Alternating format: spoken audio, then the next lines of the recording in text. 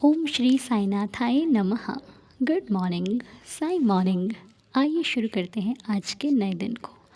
आइए मिलकर प्रार्थना करते हैं, अरदास करते हैं, बाबा के श्री चरणों को स्पर्श करके आज के नए दिन को शुरू करते हैं। मैं आशा करती हूँ कि आप सभी स्वस्थ, मस्त और तंदुरुस्त होंगे। तो बाबा का ध्यान करते हुए, बाबा को धन्यवाद करते हुए आज के दिन की शुरुआत कीजिए। आपके सारे कार्य सफल हो। आप जिस कार्य के लिए भी आज निकल रहे हो, जो करना चाहते हो, जो आपकी मंशा है, वो हर एक मनोकामना आपकी पूरी हो, मैं बाबा से प्रार्थना करती हूँ। और किसी भी कार्य में जाने से पहले अगर आपके पास बाबा की विभूति है तो उस ऊदी को माथे पर लगाइए, जल में डालिए और साईं नाम लेकर के फिर अपने कार्य को शुरू कीजिए। क्योंकि ऊदी अगर आपके पास है तो वो सौभाग्य है। क्योंकि बहुत भक्त तरसते हैं जिनके पास ऊदी नहीं है। इसीलिए यदि आपके पास बाबा की विभूति है तो आप उसे माथे पर लगाइए, उसे हर रोज़ ग्रहण कीजिए। वो आपके दुख, दर्द, तकलीफ़ों को कम कर देगी। और तकलीफ़ों को कम भगवान करते हैं, लेकिन तकलीफ़ देने वाले कभी ये नहीं सोचते कि मेरी वजह से किसी को तकलीफ़ होगी तो मैं उसको ये तकलीफ़ ना पहुंचाऊं।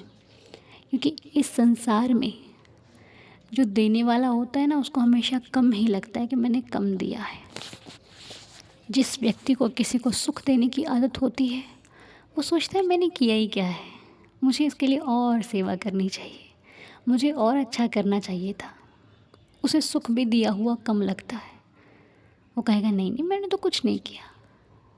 तो वो भगवान के भक्तों की श्रेणी में आते हैं। और जो दूसरों को दुख देते हैं, उन्हें भी लगता है कि मैंने कितना कम दिया। अरे इसने तो मेरे साथ इतना कुछ किया था, मैंने तो कुछ किया ही नहीं है। अभी तो मैं बहुत कुछ कर सकता था। ऐसे बोलते हैं लोग। वो अलग ही लोग होते हैं जिनको किसी के दर्द से कोई मतलब नहीं होता, जिनको किसी की तकलीफ़ से कोई लेना देना नहीं होता, जो दूसरों के दर्द को समझ ही नहीं पाते। ऐसे लोगों को सिर्फ भगवान के सहारे ही छोड़ दिया जा सकता है। क्योंकि ऐसे लोगों का फ़ैसला हम और आप नहीं कर सकते। हम आप हार जाएंगे, सिर्फ भगवान जीत सकते हैं। क्योंकि भगवान का निर्णय आखिरी निर्णय होता है। और भगवान सब जानते हैं किसको कब कौन सी सज़ा देनी है और किस प्रकार किसको सुधारना है। वहाँ पर ऐसे लोगों की रत्ती भर भी नहीं चलती। वहाँ फिर कोई दूसरी चीज़ नहीं चलती, सिर्फ भगवान का फ़ैसला। वो कहते हैं ना कि ऊपर वाले की लाठी में आवाज़ नहीं होती, लेकिन लगती बहुत ज़ोर से है। तो बस इस प्रकार अपने दुख को अपने बाबा के श्री चरणों में छोड़ दीजिए। वो हर निर्णय करना जानते हैं, वो आपको सुख देना जानते हैं और आपके आंसुओं का हिसाब भी वही करते हैं। और एक छोटी सी लीला आपके साथ शेयर करूँगी जो हमारी नीलम आंटी जी ने दिल्ली से शेयर करी है मुझसे। वो लिखती हैं कि ओम साई राम अनु जी एंड दीदार फैमिली। आज मैं आपको अपनी लीला सुनाने जा रही हूँ। छोटी सी है मगर मेरे लिए बहुत ख़ास है। मेरी ग्रैंड डॉटर की किडनी में स्टोन था। डॉक्टर ने कहा अगर ये स्टोन 1 मंथ तक नहीं निकलता तो ऑपरेशन करना पड़ेगा। मेरे को बाबा पर पूरा भरोसा था और बिटिया का स्टोन 1 महीने में निकल गया। जैसे बाबा सबकी सुनते हैं, उन्होंने मेरी भी सुन ली। बाबा को मेरा बहुत बहुत शुक्राना। ओम साई राम, जय जय साई राम। तो नीलम आंटी जी, आपका भी बहुत बहुत धन्यवाद। लेकिन ये लीला छोटी नहीं है, ये लीला बड़ी है।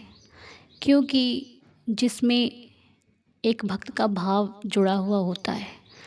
आपने सुनाने के वक्त ये लीला बहुत जल्दी सुना दी, लेकिन सोचिए जब इस लीला का ये हकीकत में जब इन्होंने उस समय को झेला है तो कैसे झेला होगा। समय लगा होगा, प्रार्थना करी होगी, प्रार्थना के बाद भगवान की कृपा का इंतज़ार किया होगा, तब जाकर कृपा हुई और बाबा के श्री चरणों में धन्यवाद करने का मौका मिला। तो साईं चरणों में कोटि कोटि धन्यवाद करती हूँ। बाबा आपका बहुत बहुत शुक्रिया है जो आप हम सबके कारज बनाते हो, आप सबकी बिगड़ी बनाते हो और आप सबका ख्याल रखते हो देवा। मैं आपके श्री चरणों में बारंबार कोटि कोटि प्रणाम करती हूँ। हमारा प्रणाम स्वीकार करना साईनाथ। और अभी हाल ही में अनीता जी के बेटे आनंद का बर्थडे था, हम विश नहीं कर पाए थे। हैप्पी बर्थडे आनंद। साईं जी आपको खुश रखें, स्वस्थ रखें, मस्त रखें। बाबा की असीम कृपा सदैव आप पर बनी रहे, हम श्री साईं चरणों में प्रार्थना करते हैं। और मनदीप कौर जी के हस्बैंड जिनका नाम संजीव कुमार जी है, उनका आज बर्थडे है। Happy birthday Sanjeev Kumar ji. साईं जी आपको भी खुश रखें, स्वस्थ रखें, मस्त रखें। बाबा की असीम कृपा सदैव आप पर बनी रहे, आपका जीवन खुशहाल रहे, हर विश इच्छा मनोकामना पूरी हो, मैं बाबा से प्रार्थना करती हूँ। Happy birthday. और आज बलराज भैया का भी बर्थडे है। हैप्पी बर्थडे भैया। साईं जी आपको खुश रखें, स्वस्थ रखें, मस्त रखें, तंदुरुस्त रखें और आपकी हर एक इच्छा मनोकामना पूरी हो, मैं बाबा जी से प्रार्थना करती हूँ। आप जो चाहो वो आपको हर सुख मिले और सबसे बड़ा सुख बाबा आपको हर हाल में आपके साथ रहें, आप पर अपना आशीर्वाद बनाए रखें। आप जो मांगो मेरा साईं आपको वो हर खुशी दे। मैं साईं चरणों में प्रार्थना करती हूँ आपका जीवन सदा खुशहाल बना रहे। आपको जन्मदिन की हार्दिक शुभकामनाएं। Happy birthday. तो आइए अब हम बाबा की लीला सुनते हैं और आज की लीला का आनंद लेते हैं। Om Sai Ram. Om Sai Ram Manu and Om Sai Ram all the Sai Didar family. मैं वंदना लखनऊ से। बाबा की लीलाएं मेरी जीवन में जो 3 साल से 4 साल से मैं बाबा से जुड़ी हूँ, अब तो याद भी नहीं है, लेकिन मेरी ज़िंदगी को दोबारा अच्छा करने के लिए या समझिए मुझे जीने योग्य बनाने के लिए मेरे बाबा मेरे जीवन में आए। तो उसमें से बहुत सारी ऐसी चीज़ें, और आपसे जुड़े हुए मुझे 2 साल प्रॉपर हो चुका है।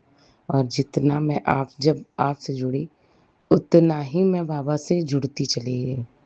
बस एक इच्छा लेके कि शिरडी बस जाना है, शिरडी जाना है। मैंने पारायण शुरू किया और पारायण आप मतलब यकीन मानिए कि पारायण पूरा होते ही वो अनएक्सपेक्टेड ऐसी जर्नी मेरी फिक्स हो गई और इतनी खूबसूरत जो आज तक बस समझिए ज़िंदगी का क्या सपना पूरा हुआ, लेकिन फिर भी दोबारा शिरडी जाने का पूरा मन है। बाबा की लीला मेरे साथ बहुत सारी हुई हैं। अभी रिसेंटली मैं बता रही हूँ कि मुझे थोड़ी-सी मैं अपने पति मेरे बाहर वर्किंग हैं और मैं भी वर्किंग हूँ और मेरे साथ रहते हैं मेरे 3 बच्चे। तो उनका उनका सारा कुछ करना और अपनी जॉब भी करना, तो इस बीच इतनी एंग्ज़ायटी हो रही थी कि मैं सो नहीं पा रही थी। लेकिन मुझे ऐसा लग रहा जब बाबा से मैं दिया जलाती सुबह-शाम तो यही कहती कि बाबा कुछ तो गड़बड़ लग रहा है, लेकिन ठीक है आप साथ में हो। ऊदी ले लेती कभी-कभी, लेकिन उनका जो अमृत जल है, उनको स्नान के बाद जो भी रहता है, उसको पीने से मेरे में अंदर से अलग से इतनी मतलब स्ट्रेंथ आ जाती थी, इतनी पावर कि हाँ ठीक है। मैं बच्चों का लंच बना के और अपना भी जाना-आना ये प्रॉपर चल रहा था। लेकिन करीबन 10 अप्रैल की बात है। मेरे यहाँ छोटा-सा फंक्शन था, यहीं लखनऊ में ही। तो उसमें मेरी बड़ी दीदी, जो मेरी माँ की तरह है, और मेरी मम्मी, ये लोग आए और हस्बैंड भी वीकेंड में आ गए थे। तो मतलब और 11 को मेरी दोपहर में तबीयत बहुत ज़्यादा ख़राब हो गई। आप ये देखिए कि बाबा ने सारा इंतज़ाम कर दिया कि जा, ये कंडीशन तूने खुद ख़राब कर ही है, तो वो तो होगा ही, लेकिन सँभल जाएगा। ख़ैर वो 2 बजे दोपहर में मेरी साँसें एकदम से ऊपर-नीचे पल्स बढ़ गई और मेरा बीपी बहुत ज़्यादा हुआ। तो हम थोड़ी देर में हमें लगा कि हम सही हो जाएँगे। तो मैंने बाबा की ऊदी ली, 11 वचन पढ़ते रहे और बाबा का अमृत जल भी लिया। लेकिन उसके बाद भी ये था, जब हम बाबा की तरफ देख रहे थे, तो मन में बस यही आया कि हॉस्पिटल चलो, दिखवा लो एक बार। फिर बाबा की तरफ देखे तो यही दिमाग में आया कि जा हॉस्पिटल जा। ऐसा लगा कि बाबा कह रहे हैं जा हॉस्पिटल जा। फिर मैंने अपने हस्बैंड को आवाज़ दी कि चलो हॉस्पिटल चलते हैं, मुझे कुछ अच्छा नहीं लग रहा। तो फिर जल्दी से हॉस्पिटल गए। तो वहाँ पे एक डॉक्टर है, जान पहचान की है, तो उसने बहुत मदद करी, बाबा उसका भी कल्याण करे। उसने बहुत जल्दी-जल्दी जब टेस्ट हुए तो पता चला कि मेरा बीपी 220। अब तो भैया डॉक्टर भी सब डर गए कि नस्से तो नहीं, आपको सर दर्द हो रहा है या ऐसा कुछ। तो मेरे साथ ऐसा कुछ नहीं था। हमने कहा ऐसा कुछ नहीं है। फिर लेकिन मेरे दिमाग में ओम साई राम बराबर चल रहा था। खैर उसके बाद ट्रीटमेंट हुआ, तो आईसीयू में एडमिट हुए हम। और बस यही था कि बाबा सही कर देना, मेरे 3 बच्चे हैं, मेरी कच्ची गृहस्थी है अभी। तो और ये लीला मैं साईं साईं अन्नू दीदार की फैमिली में ज़रूर शेयर करूँगी। फिर उसके बाद आप देखिए उसी दिन मैं एडमिट हुई और दूसरे दिन मैं अपने घर आ गई। प्रॉपर दवा चलने लगी। 1 हफ्ता थोड़ा प्रिकॉशन में निकला। फिर इसके 2 दिन बाद मैं, लेकिन ये इस लीला में शेयर नहीं कर पाई। इसके 2-3 दिन बाद मेरी बेटी को, छोटी जो बाबा की परम भक्त कही जा सकती हैं, उन्हें 11 वचन भी याद हैं, वो 8 साल की हैं अभी। लेकिन वो, उन्हें भी कोई प्रॉब्लम होती है तो बाबा से बोल देंगी, तो उन्हें फ़ीवर आया, फिर उन्हें थोड़ी-सी और प्रॉब्लम हुई, तो वो खुद गई, ऊदी खा ली, टीका लगा लिया कि बाबा मेरे साथ क्यों? फिर बोली मम्मा मैंने बाबा से लड़ाई भी कर ली। तो हमने कहा कोई बात नहीं, कहनी अपनी बात कहनी चाहिए बाबा से। तो बोली हाँ मम्मा मैंने कहा भी, और फिर रोए, लो बाबा ने मुझे ऐसे क्यों कर दिया। खैर हमने कहा परेशान नहीं होना है, वो बाबा अच्छा कर देंगे। फिर मेरे दिमाग में आया कहीं ऐसा तो नहीं कि आपको लीला नहीं शेयर की है, तो उसके लिए हो सकता है, लेकिन ऐसा कुछ नहीं था। आप कहती हैं कि बाबा हमेशा अपने भक्तों को प्यार करते हैं, सो बहुत जल्दी, क्योंकि उन्हें मेरी बेटी को चिकन पॉक्स की प्रॉब्लम क्रिएट हुई थी, जो कि 10 से 15 दिन लगते हैं नॉर्मली, लेकिन उसका चिकन पॉक्स सिर्फ़ 2 दिन में दाने उभर के तीसरे दिन वो पूरे क्लियर सूख चुके थे। आप ये मानिए कि मतलब कितना टाइम लगा, और तीसरे दिन बेटी मेरी बिल्कुल आराम से खेल रही थी। तो ये सब बाबा की कृपा है, और बाबा की कृपा मेरी ज़िंदगी में इतनी बड़ी है कि वो मैं बता नहीं सकती। लेकिन कभी बस बाबा जानते हैं कि आज मैं अगर ज़िंदा भी हूँ तो उन्हीं की वजह से, उन्हीं की कृपा की वजह से, उन्हीं के श्री चरणों के आशीर्वाद से, मेरे घर परिवार पर कृपा करने वाले मेरे बाबा। बस पूरे साईं दीदार फैमिली, अनु की पूरी फैमिली अनु पर हमेशा, हम सब पर हमेशा अपनी कृपा बनाए रखें। ओम साई राम, जय साई राम। ओम साई राम वंदना जी, बहुत बहुत धन्यवाद आपका, बहुत ही प्यारी लीला शेयर करने के लिए। बाबा का स्नान जल और उदी, ये प्राण बसते हैं इसमें हम लोगों के। सुबह अगर स्नान के समय वो जो बाबा का जल होता है माथे पर लगा लो ना, ऐसा लगता है कि हम तीर्थ स्थान से आ रहे हैं, हमने कोई बहुत बड़ा तीर्थ किया है। और वो, और सच बताऊँ तो मैं उसको तीर्थ ही बोलती हूँ। ये तीर्थ है जो हम अपने माथे पर लगाते हैं और हमारी चिंताएं सारी चीज़ें ख़त्म हो जाती हैं।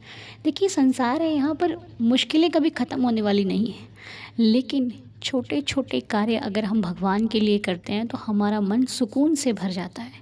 और आपकी, जैसे आप बता रहे हैं, आपकी बिटिया जो है वो बाबा के प्रति इतना स्नेह रखती है, तो बाबा के बच्चे होते ही ऐसे हैं। बाबा ऐसा नहीं अपने बच्चों को बड़ा होकर चुनते हैं, वो बचपन से ही चुन लेते हैं अपने भक्त को, और हम धीरे धीरे उनके रंग में रंगना शुरू हो जाते हैं।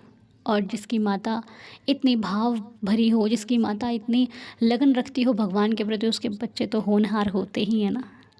और आपको भी नमन है, क्योंकि माँ से ही हम हर चीज़ सीखते हैं। माँ के द्वारा सिखाई गई शिक्षा को ही हम अपने जीवन में उतारते हैं।